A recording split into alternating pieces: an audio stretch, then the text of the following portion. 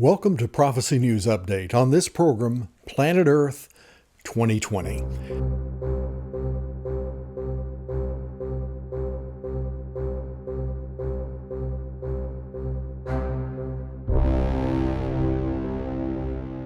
This year marks the 50th anniversary of one of the best-selling books of all time, the late, great Planet Earth, a book that made Bible prophecy urgent. Reading it made you feel like things were falling into place right then. Jesus was coming soon, and the rapture would happen even sooner. But that was 50 years ago. If Jesus was coming soon back then, where is he? Were things really falling into place in 1970? Yes, they really were. The late 60s and early 70s were a time of extreme upheaval, thrusting the world forward along the prophetic timeline. In 1967, for the first time in 1900 years, Jerusalem came under control of the Jews.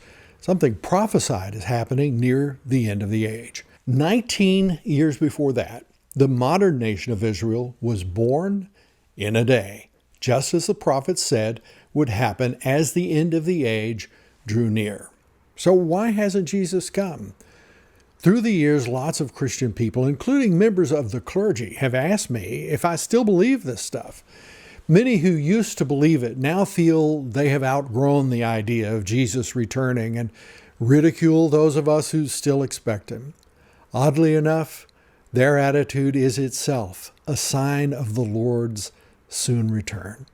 2 Peter 3 says, scoffers will come in the last days, walking according to their own lusts and saying, where is the promise of his coming? For since the fathers fell asleep, all things continue as they were from the beginning of creation. Later in that chapter, Peter says something that helps us understand how things happening 50 years ago could have such a direct connection to events of today. Beloved, Peter said, do not forget this one thing, that with the Lord 1 day is as 1,000 years, and 1,000 years as 1 day. That shows God's perspective on time versus our perspective on time. From a prophetic perspective, things can happen quickly or they can happen slowly, but the direction is always toward the coming of the Lord. Some have read this verse and decided that it's unknowable.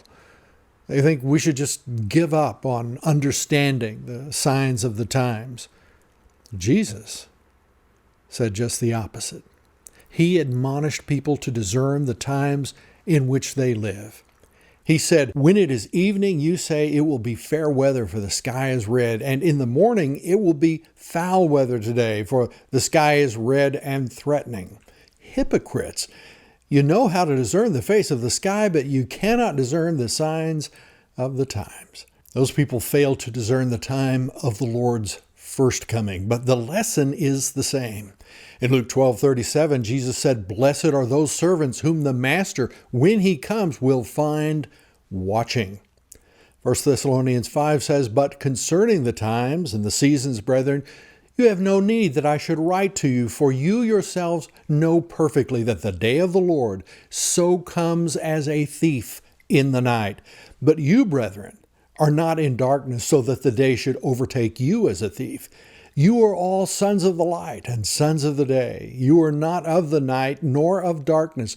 Therefore, let us not sleep as others do, but let us watch and be sober. That's a command for all Christians of all centuries. Watch and be sober. The late 1960s were a time of tremendous turmoil in the world. I mentioned Israel taking back Jerusalem in 1967. The year that followed, 1968, was like nothing else, at least for Americans. It began with North Korea capturing the USS Pueblo. Then came the Tet Offensive in Vietnam. After barely winning his party's own primary in New Hampshire, the sitting president, Lyndon Johnson, withdrew from the campaign. Not a regular event for incumbent presidents. This brought in new candidates for the nomination, including Robert Kennedy. And then came Memphis. On April 4th, Martin Luther King Jr. was assassinated. Rioting followed in major cities across the country. On June 5th, Robert Kennedy, younger brother of the last president to be assassinated, was himself assassinated in Los Angeles. During the Democratic Convention in Chicago, police and protesters battled in ugly, violent ways. After that, and partly as a result of that unrest, Richard Nixon was elected president in November. In late December, human beings left Earth to orbit another celestial body. But the moon wasn't the star of the show. Astronauts sent home pictures that took our breath away. We saw Earth as we had never seen it. On Christmas, they read from Genesis. For all the people back on Earth, the crew of Apollo 8 has a message that we would like to send to you. In the beginning, God created the heaven and the earth. We saw our planet as a beautiful blue haven of life in a sea of emptiness. Along with its beauty, we saw the world's fragility and ours. And all of a sudden, we were ready for Hal Lindsey's message of hope. Now, 50 years later, our fragility is again on display. In 2020, a disease brought planet Earth to its knees. It is ravaging people and their livelihoods across the world. Dangerous political and economic instability followed in every nation on Earth. For instance, one noted economist warned this week the dollar is going to fall very, very sharply. With such massive deficit spending, the question is how far will it fall and how fast? And what about the other countries with their ever-spiraling debts? Financial collapse and the fear of financial collapse is a key element in the end-time prophetic scenario. But how close are we? Could it be another 50 years before the Lord's return? Yeah, it certainly could. Jesus said, "Watch therefore, for you know neither the day nor the hour in which the Son of Man is coming."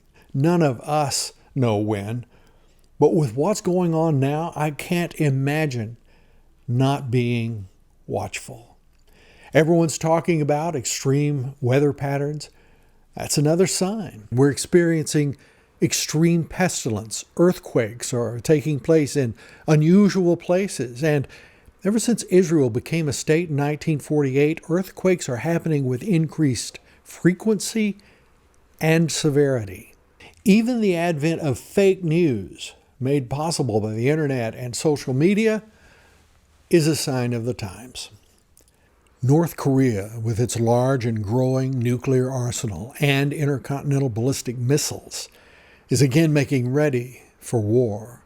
Iran may already have its first nuclear weapon. If not, it soon will, along with the ICBMs it is developing right now in cooperation with the North Koreans. With ICBMs, those two nations can reach practically anywhere in the world. China, with its vast nuclear arsenal, space weapons, and its unprecedented production capacity, grows more belligerent by the day. Russia's still a player and a danger. Europe is in chaos. The world is being set up for end times events. There is a growing convergence of signs.